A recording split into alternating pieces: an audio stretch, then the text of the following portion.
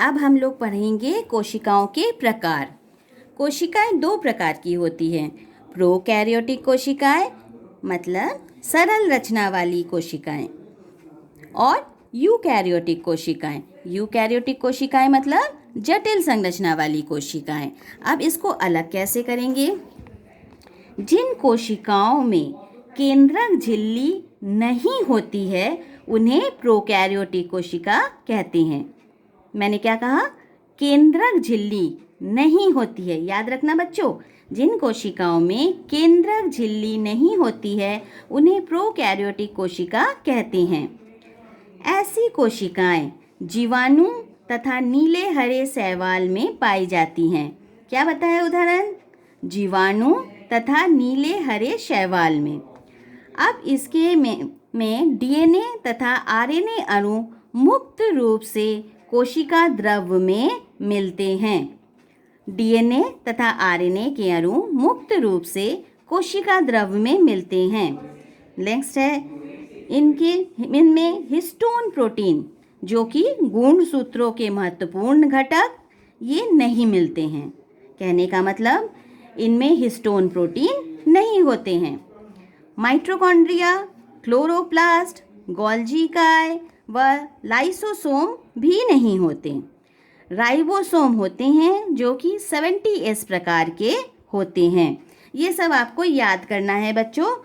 देखो क्या क्या होता है, एक बार इसको फिर से रिपीट करूँगी। ऐसी कोशिकाएं जिनमें केंद्रक झिल्ली नहीं होती है प्रोकैरियोटिक कोशिका कहते हैं। ये कोशिकाएं कहाँ मिलती है? जीवाणु तथा नीले हरे शैवाल इसमें पाई जाती हैं। इसके उदाहरण हैं डीएनए आरएनए के अणु मुक्त रूप से कोशिका द्रव्य में मिलते हैं। हिस्टोन प्रोटीन नहीं मिलता है। माइटोकॉन्ड्रिया, क्लोरोप्लास्ट, गोल्गी काय व लाइसोसोम नहीं होते हैं। राइबोसोम 70S प्रकार का होता है। ये देखो, ये चित्र देखो बच्चों, ये है एक बैक्टीरियल सेल, बैक्टीरियल कोशिका की संरचना। इसमें ये देखो बाहर वाला जो है ये कोशिका भित्ति है, फिर ये कोशिका कला है इसके अंदर, फिर ये मीजोसोम है, ये गोल गोल जो है ये इसमें राइबोसोम है, ये गुणसूत्रीय डीएनए है, ये प्लाज्मिड डीएनए है और ये अंश के अंदर ये कोशिका द्रव्य है। ठीक है, ये इसके बाद नेक्स्ट देखो यूकैरियोटिक कोशिकाएं। यूकैरियोटिक कोशिका जैसा कि हमने पहले बताया जटिल संरचना वाली कोशिकाएं। जिन कोशिकाओं में केंद्रक झिल्ली पाई जाती है उन्हें यूकैरियोटिक कोशिका कहते हैं। क्या पाई जाती है? केंद्रक झिल्ली। ऐसी कोशिकाएं शैवाल एवं अन्य सभी बहुकोशिकीय जीवों में पाई जाती है। कौन कौन सा उदाहरण हुआ? शैवाल एवं अन्य सभी बहुकोशिकीय जीव। गुणसूत्र डीएनए प्लस हिस्टोन प्रोटीन से बना होता है। गुणसूत्र में क्या पाया जाता है? डीएनए और हिस्टोन प्रोटीन।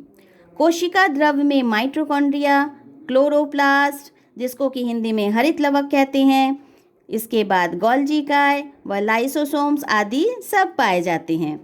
और राइबोसोम 80S प्रकार के होते हैं। ठीक है, अब अगर आपको ये कहा जाए कि प्रोकैरियोटिक तथा यूकैरियोटिक कोशिका में अंतर बताओ तो आप इसको बता सकेंगे ना? ठीक है, अभी मैं आपको कुछ होमवर्क देती हूँ। मज़ा आया ना बच्चों? ऐसे ही हम लोग फिर और दूसरा वीडियो बना के आपको भेजेंगे।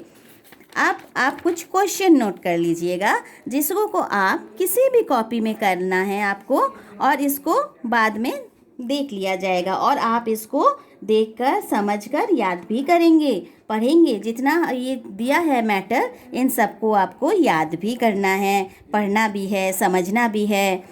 समझ में आ गया? अब मैं ये क्वेश्चन आपको पढ़ देती हूँ।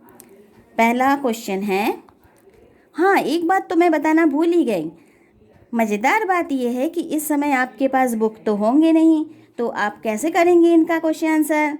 इनका क्वेश्चन आंसर इसी वीडियो में है पूरा, हम इसको आपको क्वेश्चन भी बता देंगे और उसका आंसर भी बता देते हैं। करना आपको ये है कि इसके क्वेश्चंस और आंसर से आपको किसी भी कॉपी में, जो भी आपके पास पुरानी कॉपी है उसमें आप इसको करेंगे। ठीक है, आप देखो क्वेश्चन, पहला क्वेश्चन है, कोशिका को जीवन की संरचनात्मक तथा क्रियात्मक इकाई क्यों कहते हैं? ये पढ़ा है ना बच्चों? कहाँ है बोलो? एकदम शुरू में। तो ये देखिए, जहाँ से हमने शुरू किया था ये है, यहाँ ये होगा, यहाँ से लेकर यहाँ तक कोशिका को जीवों की संरचनात्मक एवं क्रियात्मक इकाई कहते हैं। कोशिका हमारे शरीर को आकार प्रदान करता है, इसलिए यह शरीर की संरचनात्मक इकाई है।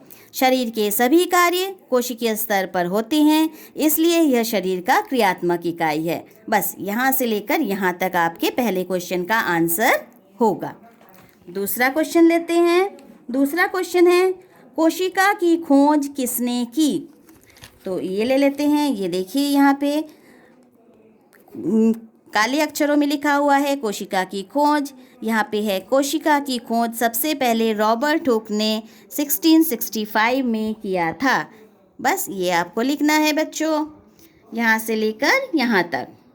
इसके बाद नेक्स्ट है, कोशिका सिद्धांत का प्रतिपादन किसने किया? पेज पलट लो बच्चों। ये है कोशिका सिद्धांत। ये है स्लीडन तथा स्वान ने कोशिका सिद्धांत का प्रतिपादन किया। बस आपको यही एक लाइन लिखनी है बच्चों। अब इसके बाद नेक्स्ट है, ये बहुत मज़ेदार है, ये आप ज़रूर से करिएगा, मुझे तो बहुत मज़ा आता है इसमें। इसको कर लेंगे ना तो हमेशा आपको ये बात याद रहेगी, कभी कन्फ्यूजन नहीं होगा। निम्नलिखित कोशिकांगों के कार्य लिखे। कोशिका भित्ति, ये देखिए कोशिका भित्ति पादप कोशिका की रक्षा करती है। नेक्स्ट है माइटोकॉन्ड्रिया। उसके बाद ही है माइटोकॉन्ड्रिया, कोशिका का पावर हाउस या ऊर्जा गृह है। उसके बाद है राइबोसोम तीसरे नंबर पे, यहाँ भी तीसरे नंबर पे राइबोसोम है, प्रोटीन निर्माण का कार्य करती है। फिर है अवर्णी लवक। ये देखिए अवर्णी लवक मंड प्रोटीन तथा वसा का संचय करती है। फिर है डीएनए। ये है डीएनए इंजीनियर है। इसके बाद है आरएनए। आरएनए सुपरवाइज़र है। इसके बाद है हरित लवक। हरित लवक जो है भोजन बनाता है, प्रकाश संश्लेषण का काम करता है। इसके बाद ये क्वेश्चन थोड़ा सा बड़ा है, ये है प्रोकैरियोटिक तथा यूकैरियोटिक कोशिका में क्या अंतर है? क्या आप इसको समझ पाए थे बच्चों?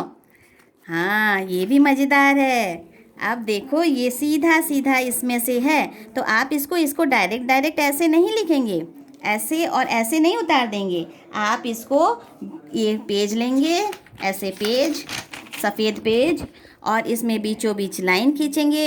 एक तरफ लिखेंगे प्रोकैरियोटिक, एक तरफ लिखेंगे यूकैरियोटिक।